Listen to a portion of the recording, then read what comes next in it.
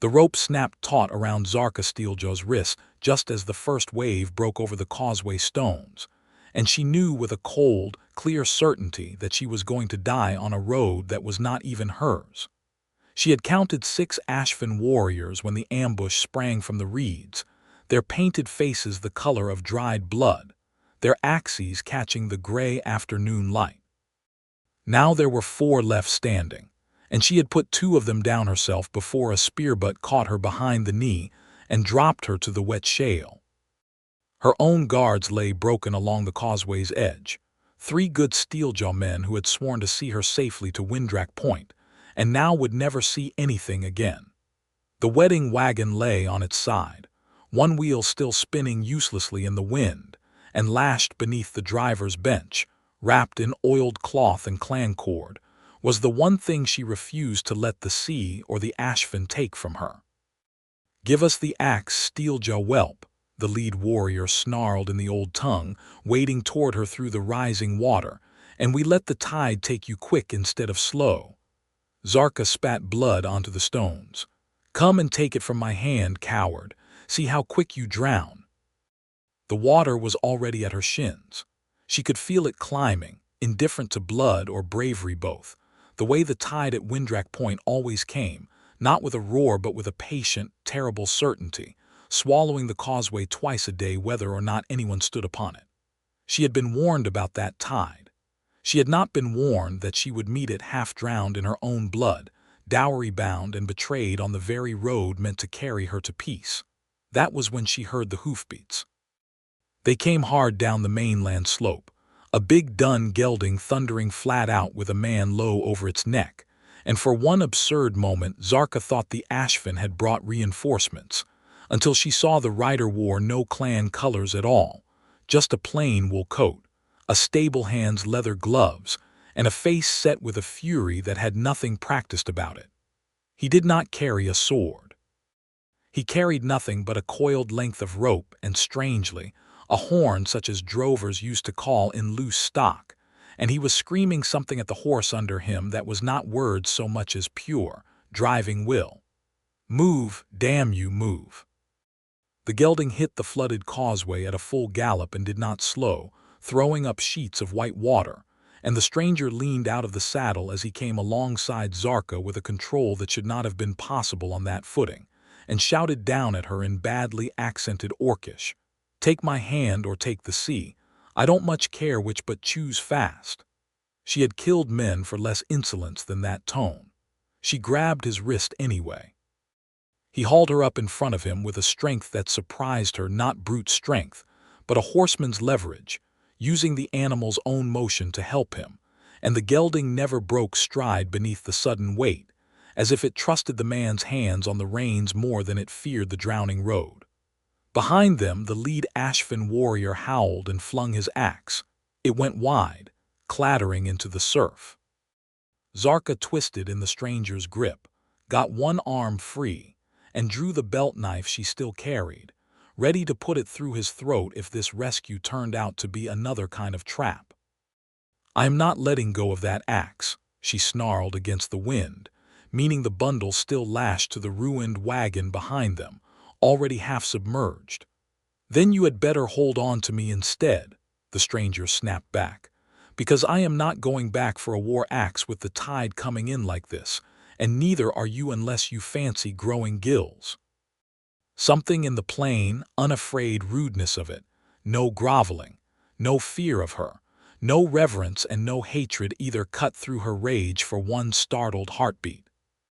Then the water surged higher, the gelding stumbled, recovered, and the man swore an oath she did not recognize and put his heels to the horse's flanks, and they were racing the sea itself down the last quarter-mile of drowning stone toward the black shape of Windrak Keep rising out of the spray ahead. They came off the causeway with the water already lapping at the gelding's hocks, and the horse staggered up the shingle beach beyond with its sides heaving like a bellows, and only then did the stranger finally slow it to a walk, and only then did Zarkha realize her hands were shaking. "You are bleeding," he said, looking down at the gash along her ribs where an Ashfin blade had found her before the water. His voice had gone quieter now, rough with exertion but no longer sharp. "Badly. I have had worse. I do not doubt it. Doesn't mean you should ride around soaking in your own blood like it is a fashion." He swung down off the horse and reached up, not to grab her, she noticed, but simply offering his hands the way one might offer a hand to any exhausted traveler, orc or human, warrior or washerwoman. "Come on. Off the beast before it decides it has had enough excitement for one day and pitches us both onto the sand." She looked down at him for a long moment, a human man, unremarkable by any measure a warband would use, brown-haired, sun-worn, with the kind of hands that had clearly spent years around ropes and hooves rather than swords, wearing a stable hand's plain wool and leather rather than any soldier's steel. And she found, to her own irritation, that she trusted the offered hands more than she had trusted the fine words of the lord she had been sailing across half a kingdom to marry. "Zarkha Steeljaw," she said, sliding down from the saddle without his help, mostly to prove she could, though her legs nearly buckled when she landed. "You will want to know whose life you have just wasted good horseflesh saving." "Calvin Wells," he said, "and I did not save it to know the name. I saved it because nobody deserves to drown on that road with their throat cut, orc or otherwise." He looked past her, back toward the causeway, already vanishing beneath the incoming sea, toward the wreck of the wedding wagon, now no more than a dark hump in the churning gray. Was there someone else out there? Anyone left alive? "No," Zarkha said, and for the first time since the ambush her voice cracked just slightly, just once. "No, there is no one else." Calvin Wells did not offer false comfort. He simply nodded, grim and steady, and said, "Then let's get that wound looked at before you fall down and save the tide the trouble," and turned to lead the blowing horse up the shingle toward the black bulk of the keep. And Zarkha Steeljaw, heir of the Steeljaw clan, last of her wedding party, found herself following a stranger's back up a strange beach because some old instinct in her, older than pride, told her that here, at least, was a man who had not lied to her once. The gates of Windrak Keep were a knot of torches and shouting men by the time they reached them, word of the ambush having outrun them somehow, carried perhaps by a fisherman who had seen the fighting from his boat. A dozen garrison soldiers stood along the wall with crossbows leveled, and at their head stood a narrow, well-dressed man with a fox-fur collar and an expression caught between relief and something far colder. "Lord Voss," Calvin said, not quite a greeting. "You brought her in yourself," Lord Roderick Voss said, looking at Zarkha the way a man looks at a debt he had hoped had been forgiven.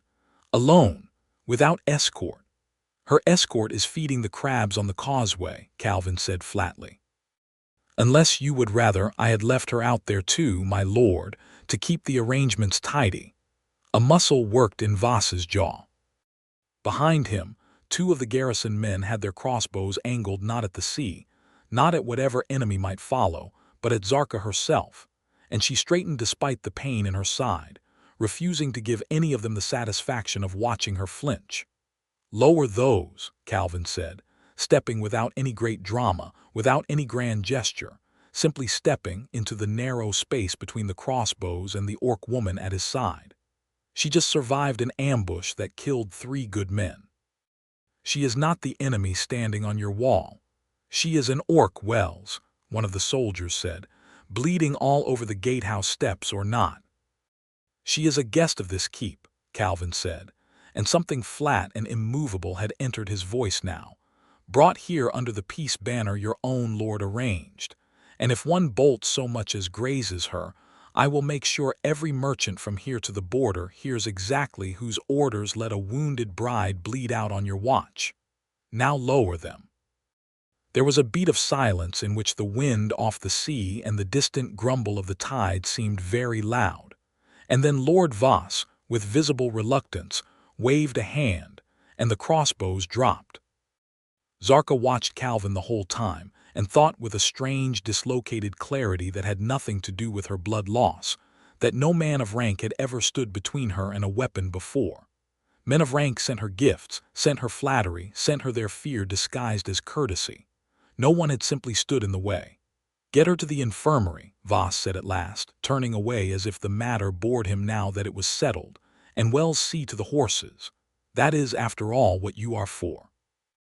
Calvin's jaw tightened, but he said nothing until the lord had gone, and then he looked at Zarkha with something almost like apology. He is not wrong about that much, at least. I am the horsebreaker here. Not a soldier, not a diplomat. Just the man who gets the wild ones calm enough to ride. He shrugged, awkward now that the danger had passed and ordinary words were required instead of shouted orders. Come on. Let's get that side stitched before you decide to bleed to death out of pure stubbornness. Zarkha Steeljaw, who had faced down chieftains and dual challengers, and once, memorably, a wounded bear in a mountain pass, found herself smiling despite everything. A small, disbelieving twitch of her mouth that she quickly smothered, and followed the stable hand through the gates of Windrak Keep into the only shelter left to her in the whole drowned world. The infirmary at Windrak Keep was a low stone room that smelled of tallow and dried herbs, and the old healer who stitched Zarkha's side worked with brisk, wordless efficiency, clearly uninterested in the politics of who or what she was mending. Calvin stayed near the door, not because anyone had asked him to, but because, as he put it, when Zarkha demanded to know why a horsebreaker was loitering in a sick room, he had brought her in, and he intended to see for himself that the bringing in had not been for nothing.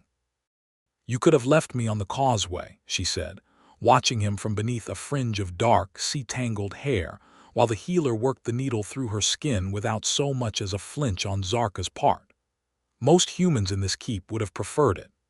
Most humans in this keep have never had to break a wild horse with their bare hands and learn that fear makes bad decisions for everybody, Calvin said. I saw a person in trouble on a road I know is going to drown in half an hour whether they are still on it or not. That was the whole of my thinking. I did not stop to ask what you were before I decided you were worth saving. That is either very foolish or very rare, Zarkha said.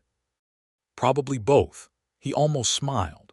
Ranchers who work the tide flats out here learn fast that the sea does not care about your bloodline, my lady. Neither do I much when the water's rising. I am not a lady, Zarkha said. I am the last daughter of Chief Dorgan Steeljaw, and I was being sailed across half a kingdom to marry a man I have met exactly twice, in order to end a war neither of us started, and I do not need your pity, stable hand. Wasn't offering pity, Calvin said. Offering a clean bandage and maybe some broth, if the cook hasn't burned it, which, fair warning, he usually has. He held her gaze, unflinching, the way she imagined he might hold the gaze of a spooked horse, patient and unafraid and entirely without malice. You don't have to trust me, but you're on this rock until the tide turns again regardless, so you might as well eat something.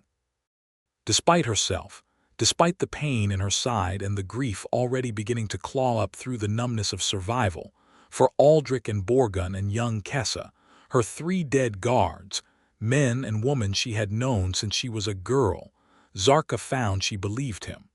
Not because he had sworn any oath. Because he had simply, plainly, told her the truth about broth, about tides, about himself, in a keep full of men who had lied to her about far greater things. That night, after the healer had gone and the keep had settled into the restless quiet of a garrison expecting trouble, Zarkha lay on a narrow cot in a borrowed chamber and listened to the sea grind against the rocks below the walls, and thought about the axe. Cragmer's Fang, they called it, the great war axe that had belonged to the first chieftain of the Steeljaw clan, a blade broad as a shield and old as the mountains, its haft wrapped in leather worn black by 9 generations of hands. It had been meant to travel with her as her dowry, the ancient symbol that the Steeljaw clan gave its strength to this piece willingly, not as a surrendered spoil of war, but as a gift freely offered, placed, according to the old rites, into the hands of the man she married, sealing the marriage not with a ring but with a weapon, because among her people trust was measured by what you were willing to hand a stranger to hold. And now it lay somewhere beneath the drowned causeway, lost to the tide along with everything else the Ashvin had tried to take from her. She did not weep. She had not wept since she was 12 years old and had sworn she never would again where anyone could see. But she lay awake a long time in the dark, furious at the sea, furious at the Ashvin, furious at the too fine lord who had not once asked whether she was hurt, and grudgingly, uselessly grateful for a stable hand who had. Calvin found her 3 days later standing at the edge of the horse paddocks, watching him work a young mare that had thrown 2 riders already that spring, and she watched with an expression he could not quite name, assessing, almost hungry, the way a smith might watch another smith's forge work. "You handle her wrong," Zarkha said, without preamble, as he coaxed the mare in a slow circle on the lunge line. Calvin did not bristle, which surprised her. "Educate me, then. You are asking her to trust you before you have shown her you deserve it. Orc children are taught to break horses the same way we are taught to earn loyalty from anyone. You do not ask for trust. You demonstrate you will not lie to them over and over until trust is simply what is left." "That," Calvin said slowly, "is very close to what I would say myself if I were half as eloquent as you just were." He clicked his tongue, shortened the line, let the mare come to a stop rather than pulling her. "Show me, then, if you think you know better." It was, perhaps, an unwise challenge to offer an orc woman 3 days recovered from a stab wound, in front of a dozen off-duty garrison men leaning on the paddock rail with nothing better to do than watch. But Zarkha Steeljaw had never in her life declined a challenge, and she climbed the rail with the ease of someone born to saddle and spear both, ignoring the ache still knitting itself shut along her ribs, and walked toward the mare with slow, unbothered steps, her hands open and empty at her sides. The mare's ears went flat. Zarkha did not stop, did not slow, simply kept walking with the same unhurried patience until she stood close enough to breathe against the animal's cheek, murmuring something low and orcish that Calvin could not translate but recognized instantly as the same tone he used himself, the tone that had nothing to do with words and everything to do with intention. The mare's ears came forward. Her head dropped. And when Zarkha finally laid a hand flat against her neck, the animal simply stood, trembling slightly but still. The watching soldiers went quiet. Calvin exhaled, something unguarded crossing his face, not surprise exactly, but a kind of recognition, as if he had just met someone who spoke his own private language fluently for the first time in years. "Where did you learn that?" he asked, when she finally stepped back from the mare, victorious and slightly smug about it. "My father bred war horses for 3 clans, Zarkha said. "I learned to gentle a mount before I learned to swing an axe. Both, as it happens, use the same principle. You do not force what you can earn."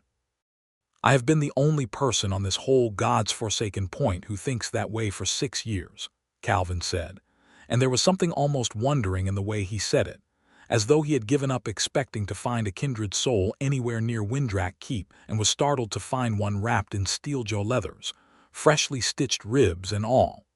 "Then it appears," Zarkha said, "that the tide washed you something useful, stable hand, along with the wreckage." He laughed, a real laugh, surprised out of him, and the sound of it did something warm and unwelcome to the ache still sitting behind Zarkha's ribs, something that had nothing to do with the knife wound at all. Over the following 2 weeks, while messengers rode the tide roads in both directions trying to piece together exactly who had ordered the ambush and why, Zarkha Steeljaw found herself, day after day, drawn to the paddocks rather than to the keep's great hall where Lord Voss held his endless, circular councils about honor and blame. She told herself it was because the horses did not lie to her, did not flatter her, did not look at her tusks and her scars and flinch or leer in equal measure the way half the garrison did. She told herself it had nothing to do with the stable hand who moved among the animals with a quiet, unassuming competence that put every preening soldier in the keep to shame. She was lying to herself, and she knew it, and she found she did not much mind. Calvin, for his part, found himself rearranging his whole day around whatever hour Zarkha was likely to appear at the paddock rail, and told himself it was simply good manners toward a woman who had nearly died on his watch. He was 31 years old, had spent most of those years alone with horses and rope, and the particular solitude of a man good at his work and unremarkable at everything else society valued. And he had never once, in all that time, felt the particular jolt that went through him when Zarkha Steeljaw leaned against the paddock fence, sleeves rolled back, dark eyes bright with something that was not quite friendliness and not quite anything he had words for yet.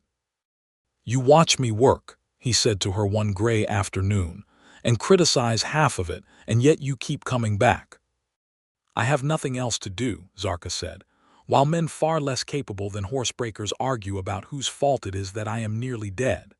Is that the only reason?" She looked at him for a long moment, the wind pulling loose strands of dark hair across her face and something in her posture, normally so straight, so armored, eased just slightly. "No," she admitted. "It is not the only reason." "Good," Calvin said with a directness that startled them both. "Because it is not my only reason for teaching a lesson I know you could teach better." The air between them went taut and warm all at once, and for a moment neither of them moved, the paddock rail between them like the only thing keeping some larger collision from happening right there in front of God and the garrison both. It was Zarkha who finally broke it, with a short huff of laughter and a shake of her head, though her eyes lingered on him a beat too long as she turned away. "Careful, stable hand," she said over her shoulder. "Orc women do not flirt lightly. If I decide I want something, I do not ask twice." "Good to know," Calvin called after her, and meant it more than he let his voice show. It was 4 nights later, during a driving squall that lashed the keep's outer wall and kept most of the garrison huddled indoors, that Zarkha found him in the stable, checking on a colt with a strained leg by lantern light, and stood in the doorway dripping rain, watching him work with an intensity that made him look up. "You should not be out in this," Calvin said. "Neither should you. Somebody has to sit with him. He is frightened of thunder." Calvin nodded at the colt, who had indeed pressed himself into the corner of his stall at the latest crack of it. "Comes from being born in a storm, I think. Some things you carry with you whether you remember the cause or not." Zarkha crossed the straw-strewn floor and crouched beside him, close enough that he could feel the warmth of her despite the chill rain still clinging to her leathers. "You are gentle with things that are afraid," she said. "I have watched you. You do not mock the mare for shying or the colt for cowering. Most men I have known think gentleness is weakness. Most men you have known clearly never had to gentle anything that could kill them if it panicked," Calvin said. "Fear makes creatures dangerous, not weak. Same as it does people. You learn that quick if you want to keep all your fingers. Is that why you were not afraid of me, on the causeway?" He considered the question seriously, the way he considered everything. "I was afraid," he admitted. "Terrified, if I am honest. Not of you being an orc. Afraid of the water mostly, and of watching someone drown when I might have been able to stop it and did not try." He looked at her then, direct and unguarded in the lantern light. "You were not the thing to fear, Zarkha. You were the thing worth saving." Something in her face cracked open. Just for an instant, the fierce, careful armor she wore even now, even here, slipping enough that he glimpsed the grief and loneliness beneath it. The same loneliness he recognized because he had worn it himself for years. She reached out slowly, as though giving him every chance to pull away, and laid her hand against the side of his face, her palm rough with calluses that matched his own. "No one has ever said such a thing to me," she said quietly. "Not once. Not my father, not any suitor, not any warrior who fought beside me. They call me strong. They call me useful. No one has ever called me worth saving simply because I was a person who might drown." "Then everyone who ever met you was a fool," Calvin said, and closed the last small distance between them. The kiss that followed was not gentle in the way that first, careful touches sometimes are.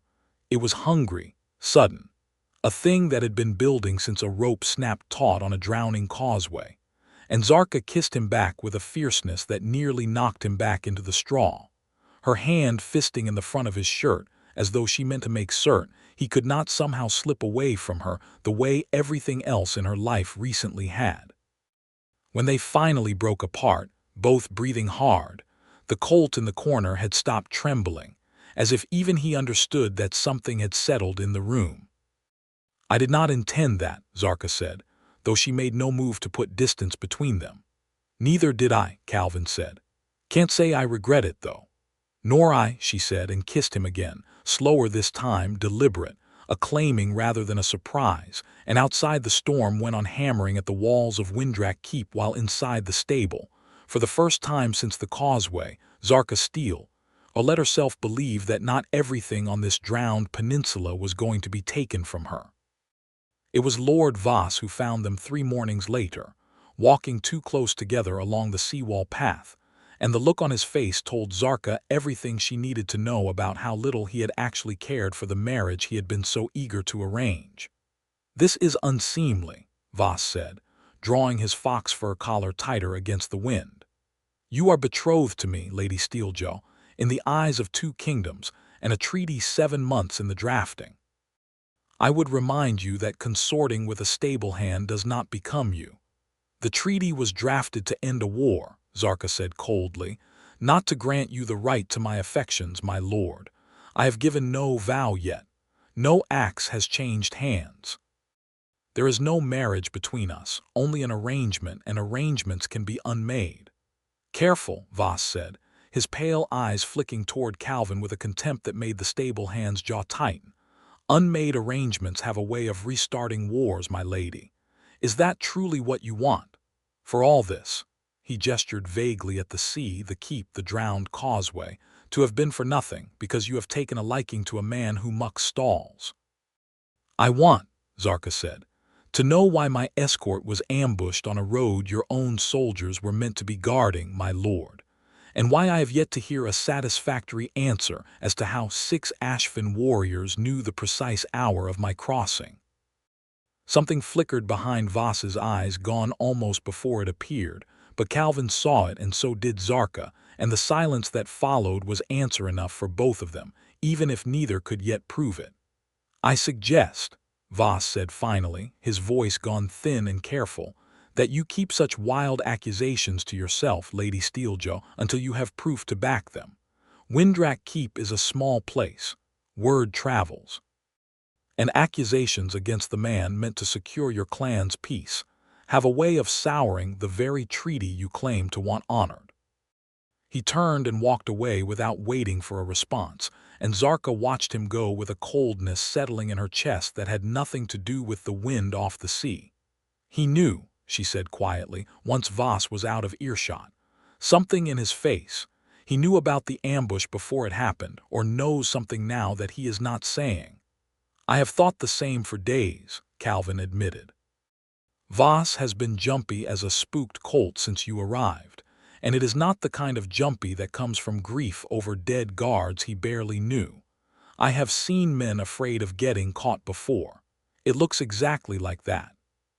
"And we need proof," Zarkha said. "Before he decides, it is safer to finish what the Ashfin started." It was 2 nights later, during a routine patrol of the keep's outer stockade, where prisoners and debtors were sometimes held awaiting transport to the mainland courts, that Calvin discovered the man they would come to call, at first, only the branded fisherman. And what followed would upend everything Zarkha thought she understood about the war that had killed her family and nearly killed her on a drowning road.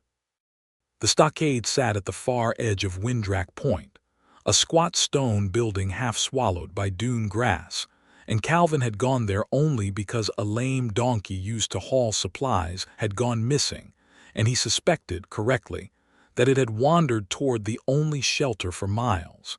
He found the donkey easily enough. He found something else beside it, an old orc man, gray-tusked and heavily scarred, chained by one ankle to a post in the stockade yard, doing menial labor under guard in exchange, apparently, for a place to sleep that was not the open shore. Calvin had seen him before, always at a distance, always described by the garrison as the fisherman, a prisoner of some old crime nobody discussed in detail. It was only when the old man turned, startled by Calvin's lantern light, that Calvin saw the mark burned into the side of his neck, the Steeljaw clan sigil, crossed through with a jagged brand scar that could only mean one thing among orc kind: traitor. Calvin brought Zarkha to the stockade the following dawn, against every instinct of caution the keep's rules would have demanded, and watched her face go through an entire lifetime of shock in the space of 10 seconds when the old man lifted his chin into the gray morning light. "Uncle Grath," Zarkha said, her voice barely a whisper, all the fierce composure she carried like armor cracking clean through. "You are dead. My father told all of us you were dead."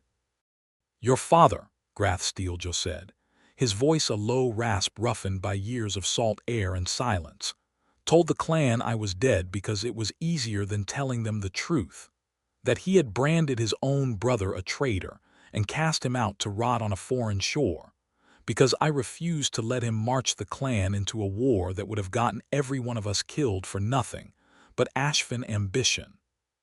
The story came out slowly, over that morning and the next, told in fragments between long silences, because Grath Steeljaw was not a man accustomed to being listened to anymore.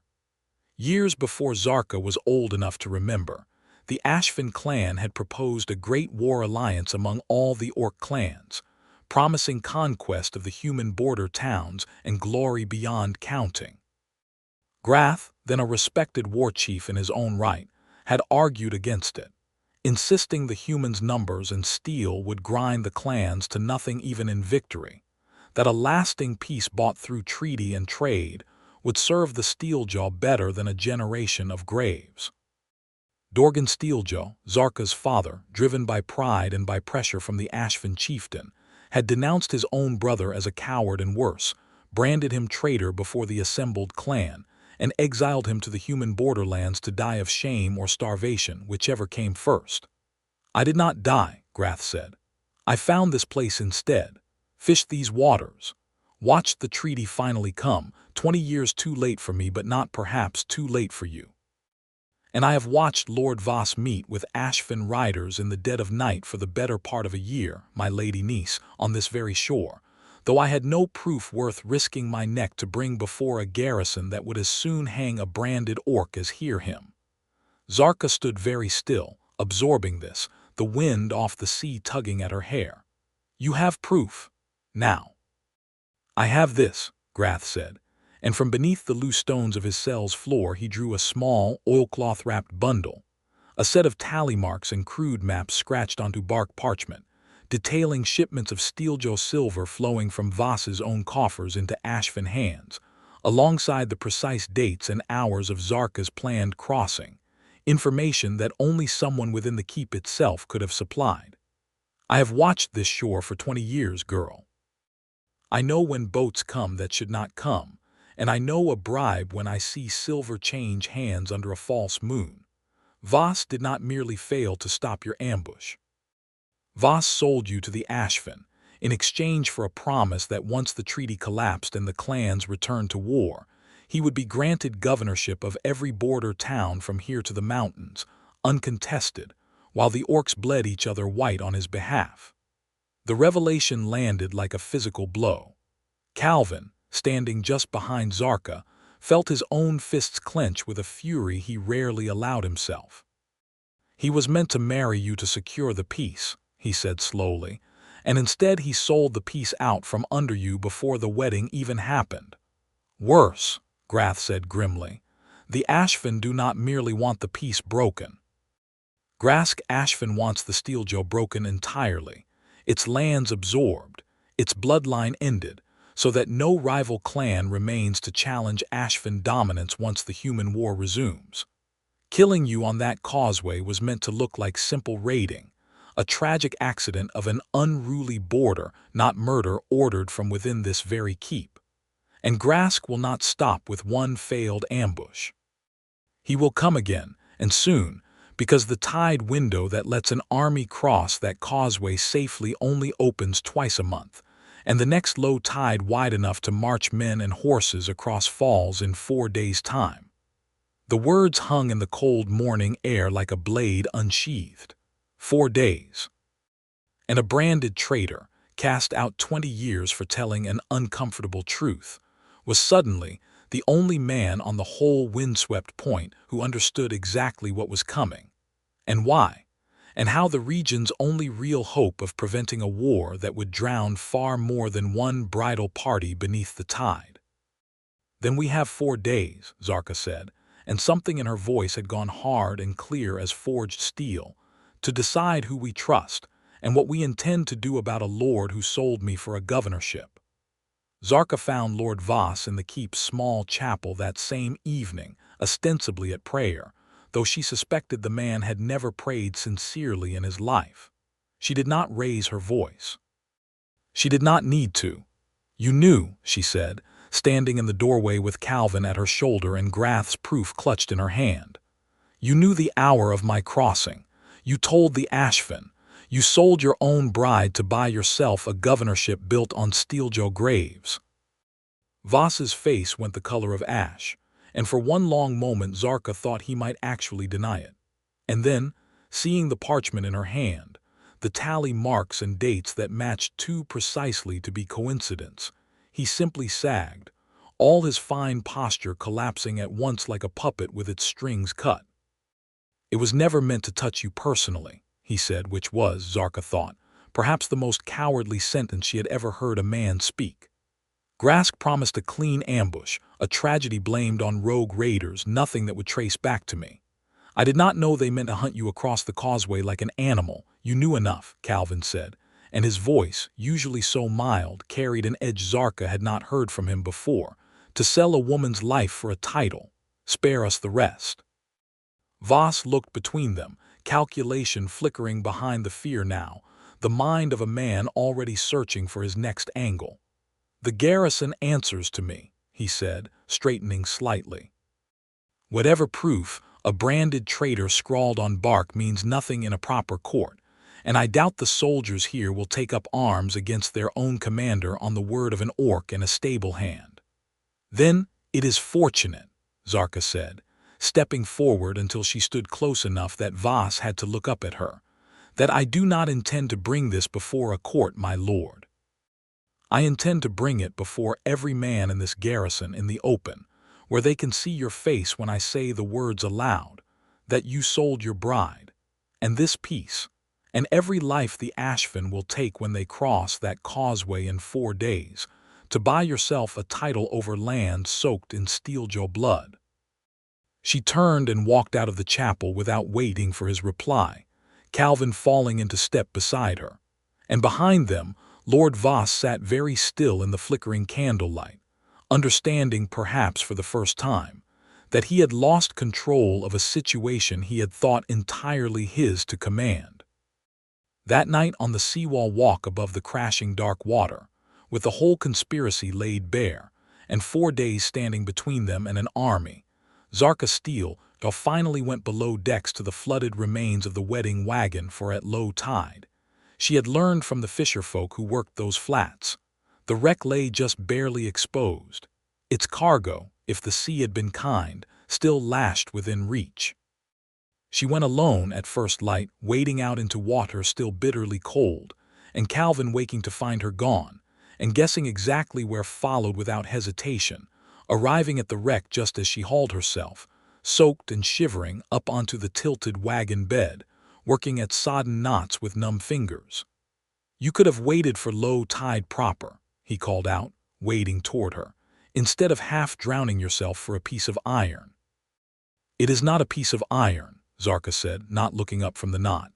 "It is Cragmer's fang, the first axe of my line, carried by 9 chieftains before me, and I will not let it rot at the bottom of the sea because a coward tried to drown me on the road to my own wedding." The oilcloth finally gave, and she drew the great axe free, its broad head dulled with salt and silt but otherwise whole, the ancient leather grip somehow still sound beneath its wrappings. She held it up, and even weathered and wet, it was a magnificent, terrible thing, broad-bladed, iron-banded, its haft carved with generations of clan marks worn nearly smooth by 9 generations of hands. Calvin waded up beside her, and together they made their way back to the shore in silence, the axe cradled against Zarkha's chest like something precious and alive. It was 3 days later, with the Ashvin invasion looming and the garrison soldiers finally, grimly convinced of Voss's treachery after Grath's evidence had been laid before them plank by plank, that Zarkha called Calvin to the seawall in the gray hour just after dawn, the great axe resting across her open palms. "This was meant for a different man," she said, and her voice, though steady, carried a weight he had not heard in it before. "It was meant to be given at my wedding to the husband my clan had chosen for me, as proof that the Steeljaw gave their strength to peace freely, not as tribute paid to a conqueror. My father meant it for Voss, who sold me to my enemies before the ink on that treaty was even dry." She stepped closer, the wind off the sea pulling at her dark hair, the axe held out now not as a burden but as an offering. "I do not give it to him," she said. "I never will. He does not deserve to hold the weight of 9 chieftains in his soft, treacherous hands. But I have carried this axe through a drowning road, through betrayal, through everything that has been done to try to break me since the moment I set foot on this cursed, beautiful point, and I did not carry it alone. You pulled me from that sea, Calvin Wells. You stood between me and crossbows meant for my throat. You did not ask what I was before you decided I was worth saving, and you have not once, in all the days since, treated me as a prize to be won or a burden to be managed. You treated me as a person, as an equal, as someone worth choosing." She held the axe out fully now, its ancient iron catching the first thin light of morning. "This was meant to bind me to a stranger for the sake of a peace built on lies. I would rather it bind me to a man I have chosen myself for the sake of something real." Her voice caught just slightly, the fiercest woman he had ever known suddenly, achingly vulnerable in the gray dawn light. "Take it, Calvin, not as my dowry to a husband my father arranged. Take it as mine to give, because I want it in your hands, because I want you standing beside me when the Ashvin come, because I have never in my whole life wanted anything the way I want this, the way I want you." Calvin's throat had gone tight, his eyes stinging with something he refused to call tears in front of a woman who had faced down warriors without flinching. He reached out slowly and closed his hands around the ancient haft, feeling the weight of it settle into his palms, heavier than any tool he had ever held, heavier with meaning than with iron. "I'm no warrior," he said quietly. "I break horses for a living, Zarkha. I don't know the first thing about carrying an axe like this into a fight." "You do not have to be a warrior," Zarkha said, and now her hands came up to rest over his on the haft, so that they held the ancient weapon together, her calloused fingers laced between his. "You only have to be what you have already been to me since the moment that rope caught my wrist, steady, honest, unafraid of what I am." She lifted her eyes to his, dark and fierce, and for the first time since he had known her, entirely undefended. "This axe was always meant to say one thing, whoever held it. It says, I trust you with everything I am. I am saying that to you now, Calvin Wells, in the only language my people have ever trusted more than words." "Then say it," Calvin said, his voice rough. Zarkha's mouth curved, fierce and soft all at once, and she said the words that would echo through every telling of that morning for years afterward on that windswept point. Words that turned a war dowry meant for a stranger's betrayal into a vow freely given between two people who had chosen each other with open eyes. "Now it's ours." The kiss that followed tasted of salt and dawn, and something neither of them had words for yet. The great axe held between their joined hands like a promise neither the sea, nor the Ashvin, nor any lord's betrayal would ever again have the power to break. They did not have long to simply be happy in that moment, though Calvin would remember it for the rest of his life as one of the purest he had ever known, because even as the sun climbed fully over the water, a runner came pounding along the seawall path, breathless, pointing back toward the mainland slope where the causeway lay still and silver in the early light. "Riders," the young soldier gasped. "Ashvin riders, my lady, my lord, scouting the far shore. They know the low tide comes early tomorrow, not in 4 days as we reckoned. Someone must have warned them the moon tables were miscounted." Zarkha's face went hard and cold in an instant, the softness of moments before folding away beneath the warrior she had always, at her core, remained. "Vas," she said. "He has warned them we know the truth. He means to make certain the Ashvin strike before we can prepare." "Then we do not have 3 days," Calvin said, gripping the axe tighter in hands still learning its weight. "We have tonight." That evening, as the garrison scrambled to reinforce the gates and Zarkha Steeljaw freed at last from his chains, his brand no longer a mark of shame, but, in the eyes of every soldier who had heard his testimony, a badge of a truth he alone had carried for 20 lonely years, moved among the men sharing everything he knew of Ashvin tactics. Calvin and Zarkha found a last quiet hour together in the stable loft, the horses shifting restlessly below them at the tension they could sense on the wind. "I have fought in raids before," Zarkha admitted, sitting close against him in the hay, the great axe leaning within easy reach. "I have never fought to protect a place I had begun to think of as something worth keeping. It changes the fear, makes it sharper." "You're not going to lose me tomorrow," Calvin said, though he could not have promised such a thing and they both knew it. "You cannot know that." "No," he agreed. "But I know I would rather spend tonight not pretending otherwise, and instead simply being glad I have you at all, however long that turns out to be." He turned to face her fully, cupping her scarred jaw in his rough palm with a tenderness that made something in her chest ache sweetly. "Whatever happens tomorrow, Zarkha Steeljaw, I want you to know nobody has ever chosen me before. Not really. I have spent my whole life being the reliable one, the useful one, the man people are glad to have around, but never the man anyone truly wants.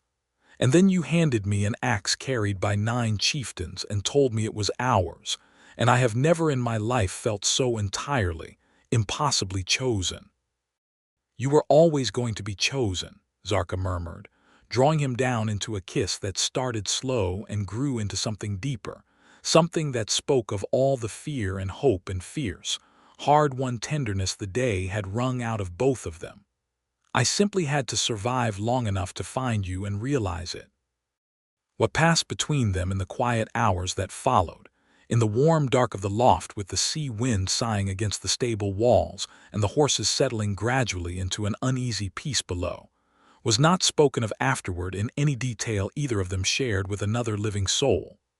Only that, when dawn came gray and cold over Windrak Point, they rose from the hay tangled together, unhurried despite the danger waiting beyond the walls, and dressed each other with a care that was its own quiet vow, and walked out to face whatever the tide would bring already, unmistakably, no longer 2 separate people bracing for a battle alone. The Ashvin came with the low tide exactly as Zarkha had warned, a column of warriors and mounted riders surging across the exposed causeway stones under Zarkha Ashvin's black banner, their numbers greater than the garrison had feared, perhaps 60 warriors against the keep's 30 soldiers, plus whatever Zarkha and the freed Zarkha could rally among themselves. Lord Vas, cornered in his own hall by soldiers who no longer trusted a word from his mouth, attempted at the last to flee across the postern gate toward a waiting boat, only to find Zarkha Steeljaw standing in his path, the old orc's scarred face unreadable in the gray morning. "20 years you let me rot for telling a truth that would have saved lives," Zarkha said. "I will not lift a hand against you now, Lord Vas. I do not need to. The men behind me have already heard everything they need to hear." He stepped aside, and the garrison soldiers, Vas's own men, betrayed as thoroughly as Zarkha had been closed around their former commander, and dragged him, struggling and protesting, to a locked storeroom to await whatever judgment the surviving lords of the region would eventually pass upon him. His part in the story, at least, was finished. Whatever fate awaited him would come from other hands. The true battle came at the walls. Calvin had never fought in a shield line before, had never in his life imagined he would stand at a keep's gate with an ancestral war axe in his hands, and a wave of orc warriors thundering toward him across a drowning causeway. But he found, when the moment came, that his years spent reading the moods of frightened, powerful animals had taught him something useful even here. how to stay steady when everything around him screamed to run, how to move with purpose rather than panic. Zarkha fought beside him, not behind him, not in front beside him, exactly as she had promised, her twin axes flashing in the pale light as she cut down Ashfin warriors with a controlled, terrible grace that left Calvin, even in the chaos of battle, briefly awestruck. When a broad-shouldered Ashfin warrior broke past the first line and swung a heavy blade at Calvin's undefended side, it was Zarkha who threw herself into the gap, catching the blow on her own axe with a shower of sparks and driving the attacker back with a snarl that sounded barely human at all, fierce and protective and absolute. "I told you," she shouted over the din, not even glancing back at him. "I do not let go of what is mine." Calvin, recovering his footing, brought Cragmer's fang around in a wide arc that he had practiced perhaps a dozen times in his life and never once in true combat, and caught the leg of another charging warrior's horse, not to kill, but to unhorse, his instinct with animals holding true even here, and the rider went down hard, disarmed rather than slaughtered, which suited Calvin's conscience better than he had time to examine in the moment. Zarkha Steeljaw, fighting with the fury of 20 stolen years finally given release, cut a path through the Ashfin line toward their warlord, shouting a challenge in the old tongue that made even the attacking warriors falter for a branded traitor calling out a war leader by name, in front of witnesses from both sides, was not a thing easily ignored by orc custom. "Grask Ashfin!" Grath bellowed, planting himself before the mounted warlord as the tide of battle briefly parted around them. "You sent murderers against a bride under peace banner, and bribed a human coward to sell his own honor for your ambition. I name you Oathbreaker before every warrior on this field, Ashfin and Steeljaw both. Face me, or ride home a coward before your own men." Grask Ashfin, a broad, scarred warlord who had never in his life declined a challenge that might cost him standing among his own warriors, swung down from his horse with a roar and met Grath's charge in the open ground between the two forces, and for one suspended moment the entire battle seemed to hold its breath around them. It was, in the end, brief and brutal and decisive. Grath, older but driven by 20 years of banked fury, and the desperate need to prove his exile had never been deserved, drove Grask back step by step, until the warlord's foot caught on the wet stones of the rising causeway itself, and Grath's axe came down not to kill, but to strike the sword from Grask's hand and put him flat on his back with an axe blade resting at his throat, before the eyes of both armies. "Yield," Grath said, "or drown here, warlord, because the tide does not care whose banner you fight under." And indeed, even as he spoke, the water was already lapping at the causeway stones behind the Ashfin line, the tide beginning its inexorable return, and the Ashfin warriors leaderless, their retreat route narrowing by the minute, their warlord humiliated and disarmed before them, began, one by one, to lower their weapons. Grask Ashfin, choking on fury and salt spray both, spat out a single word of surrender, and his warriors, seeing it, broke and began the desperate race back across the causeway before the sea closed the road entirely, leaving their dead and their pride behind them on Windrak Point. The battle was over almost as suddenly as it had begun, the sea itself finally intervening to enforce a peace that no treaty, no marriage, no lord's careful diplomacy had managed to secure. Because in the end, on that drowned and drowning peninsula, it was the tide, older and more patient than any war, that drew the final line the Ashfin dared not cross. Calvin lowered the axe, his arms trembling with exhaustion and the last dregs of battle fury, and turned to find Zarkha already looking at him, blood and salt water streaking her face, her chest heaving, very much alive.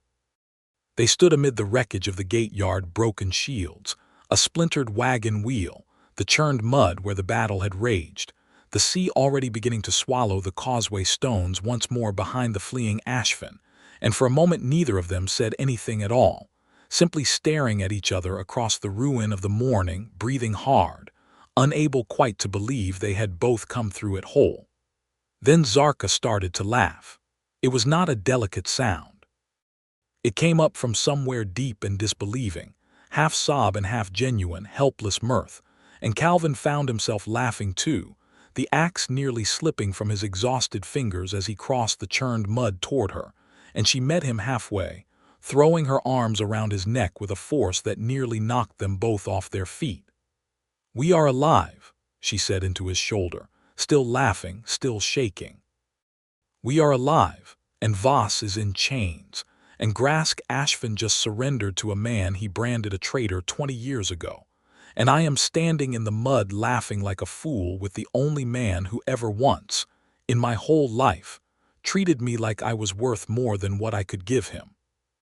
"You're worth everything," Calvin said, pulling back just enough to look at her properly, mud-streaked and blood-spattered, and to his eyes more beautiful than anything he had ever seen in his whole quiet, solitary life.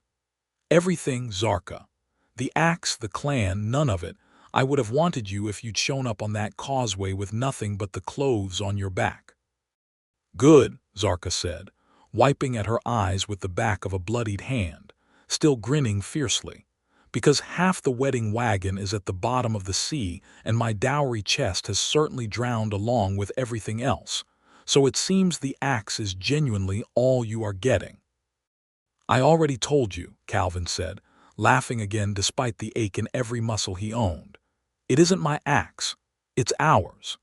She kissed him then, salt and mud and blood and all, in full view of the exhausted, cheering garrison soldiers and a freed traitor finally vindicated, and a battlefield still steaming faintly in the cold morning air, and neither one of them cared in the slightest who was watching.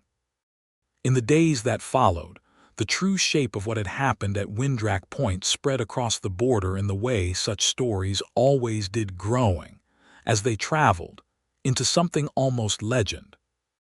A branded outlaw revealed as the region's last honest witness, a treacherous lord exposed and stripped of his title by the very kingdom he had meant to profit from, an Ashfin warlord humbled before his own men on a drowning causeway, and at the heart of it all, an orc bride who had handed her ancestral war axe not to the husband arranged for her, but to the stable hand who had pulled her from the sea and never once asked her to be anything other than herself. Zarkha Steeljaw was received back into what remained of the scattered Steeljaw clan not as a traitor, but as the man whose stubborn, lonely honesty had ultimately saved them all, and he took up residence at Windrak, keep as an advisor to the new garrison commander appointed in Voss's place, his brand no longer hidden but worn, by his own choice, as a visible reminder of how easily truth could be punished, and how important it was, therefore, to keep telling it anyway.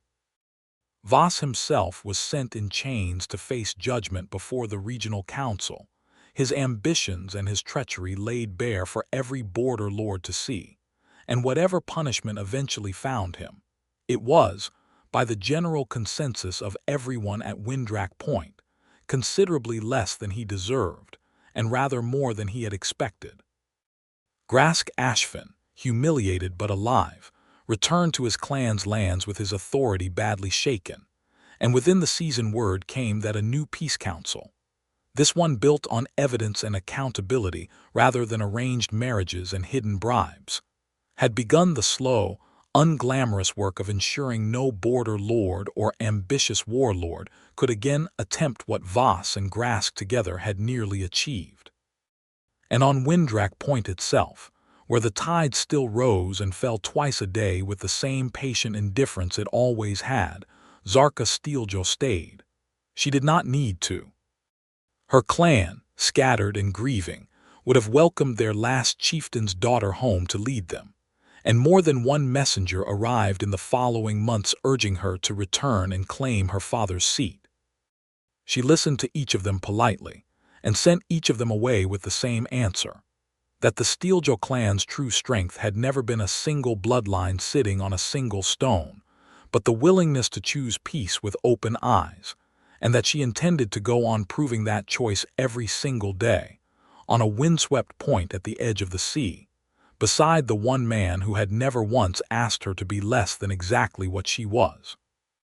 Calvin kept his work in the paddocks, though the keep's new commander, grateful beyond measure for the man who had saved a bride, exposed a traitor, and carried an ancient war axe into battle without ever once pretending to be something, he was not offered him titles and lands enough to make any ambitious man's head spin. Calvin turned down every one of them, with the same plain, unbothered honesty that had first caught Zarkha's attention on a flooded causeway. "I am a horse breaker," he told the commander, not unkindly. "I do not want a title. I want my stables and my horses and Zarkha Steeljaw beside me, and if that is not grand enough for the histories, I find I do not much care." They built a life together on that drowned and drowning peninsula, in a stone cottage set just above the tide line, close enough to the paddocks that Zarkha could still be found most mornings leaning against the fence, offering her own hard-won wisdom to whichever wild-eyed colt Calvin was working with that season, and close enough to the keep that the garrison soldiers, once wary of her, had come by slow degrees to greet her by name, and on more than one occasion to ask her advice on horses of their own. The great axe, Cragmer's fang, hung above their hearth, not as a relic gathering dust but as a living symbol both of them touched often, Zarkha sometimes taking it down to sharpen its edge in idle evening hours, Calvin having grown, over the months, into a competent enough hand with it that she no longer worried, quite so fiercely, about what might happen should trouble ever again come across that causeway. On the evening of the first anniversary of the day the rope had caught taut around her wrist on a drowning road, Zarkha stood with Calvin on the seawall, watching the tide creep in over the causeway stones exactly as it had 100 times since, indifferent and patient and for once entirely unthreatening. "Do you ever think about it?" Calvin asked. "That day." "Every time the tide comes in," Zarkha admitted, leaning into his side as his arm came around her shoulders. "I think about how close I came to drowning with a stranger's name in my mouth, and a war axe I never got to give away properly. And then I think about how instead I am standing here, with the axe hanging over our own hearth, and a man beside me who never once needed convincing that I was worth the saving." "You saved yourself plenty of times over," Calvin said. "I only got you out of the water." "You got me out of the water," Zarkha agreed, turning in his arms to face him fully, the last light of the day catching gold in her dark eyes. "And then you spent every day since proving that pulling me from the sea was not the only thing you meant to do, that you meant to keep choosing me, over and over, the way I have kept choosing you." She rested her forehead against his, the old fierce armor she had once worn against the whole world entirely absent now, replaced by something softer and infinitely stronger. "I handed you an axe on a gray morning and told you it was ours, Calvin Wells. I have never once regretted it, not for a single day." "Good," Calvin murmured, pulling her close as the tide rolled in below them, ancient and patient and no longer anything either of them needed to fear. "Because I intend to spend every single day for the rest of my life making sure you never do." The sea kept coming, as it always had, as it always would, indifferent to kingdoms and clans, and the quiet, hard-won love of two people who had found each other in the worst hour of one terrible morning. But on Windrak Point, in the little stone cottage above the tide line, with an ancestral war axe hanging over the hearth and two hearts finally, fully at peace, nothing about that patient, endless tide had the power to take anything from them ever again.